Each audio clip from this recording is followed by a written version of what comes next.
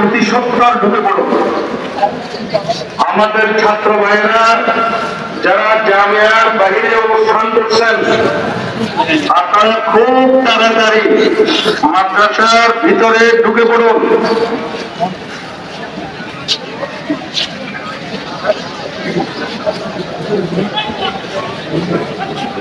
প্রশাসনের কর্মকর্তা যারা আছেন, আপনারা দয়া করে আমাদের ছাত্রদেরকে মাদ্রাসায় প্রবেশ করার জন্য সুযোগ করে দিন।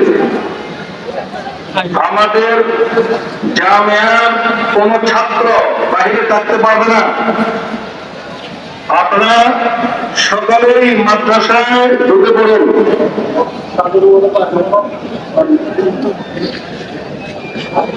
যারা ছাদে অবস্থান করছেন, আপনারা ছাদ থেকে মেহরবানি করে নেমে পড়ুন। ছাত্ররা ছাদে যারা অবস্থান করছেন নেমে পড়ুন।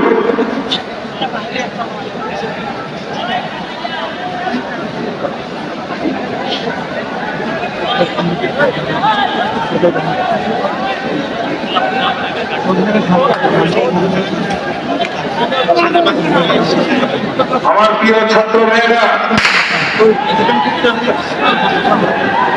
বর্তমান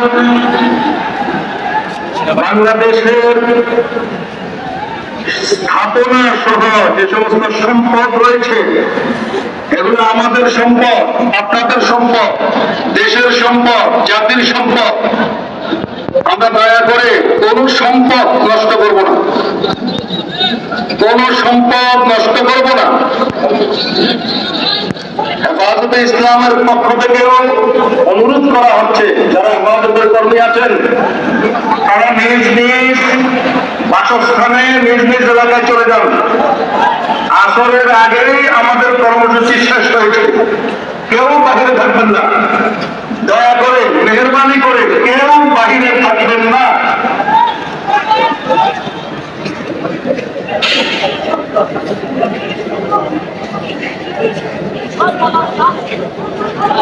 জামিয়ার বিভিন্ন ভবনের ছাদে যদি কেউ থেকে থাকেন, কেউ যদি ছাদে অবস্থান করেন, দয়া করে একটু নেমে পড়ুন।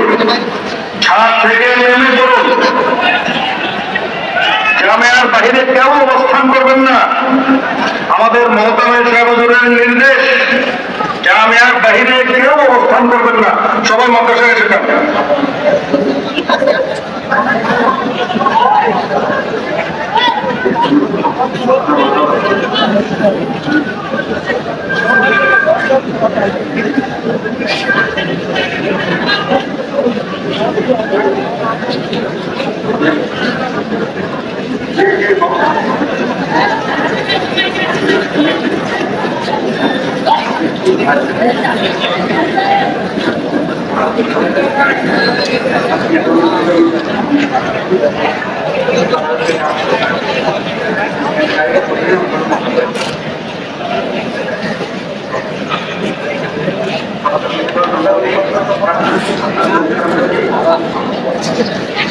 জামিয়ার বাইরে